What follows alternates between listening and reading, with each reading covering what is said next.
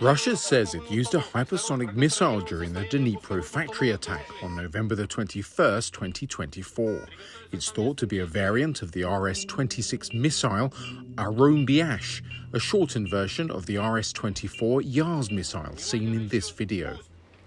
Capable of being ground-launched from a transporter-erector-launcher, or TEL for short, the RS-26 is thought to have come from the Kapustin Yar training ground in the Astrakhan Oblast, a distance of 510 miles between launch site and the target.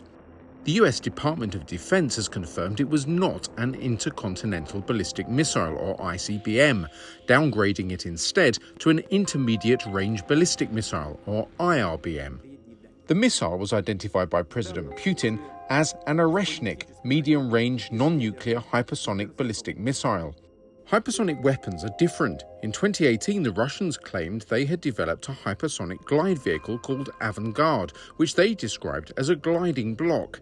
This sort of missile would be launched ballistically upwards, but then release the glide vehicle, which would skim the atmosphere on the edge of space. It can make turns to avoid high-altitude interceptor missiles. Its believed version of the Avangard system can be carried on the RS-26 missile, which Oreshnik was developed from.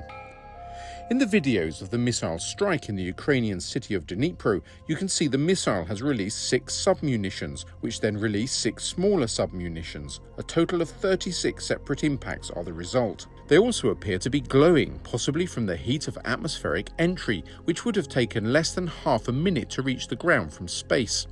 It's possible these munitions contain no explosive and were pure kinetic energy weapons. The energy delivered by projectiles travelling at Mach 10 or 7,000 miles per hour would be very high. The target was the PA-15 factory in Dnipro. It makes rocket motors and other space technology products. Dnipro, known previously as Dnipropetrovsk, was the centre of Soviet Cold War ballistic missile production and was nicknamed Rocket City. Ukrainians are unlikely to reveal how much damage was caused to the target factory. It's even possible it was not hit at all.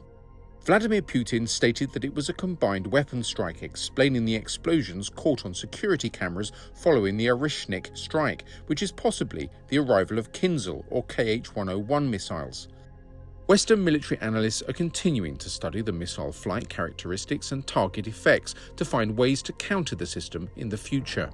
For the Russians, the attack demonstrated a response to the Ukrainian use of ATACMS and Storm Shadow missiles. It also provided an opportunity to test their latest missile system in combat. Stuart Rumble, BFBS Forces News. Thanks for watching. For more from BFBS Forces News, like and subscribe to our channel.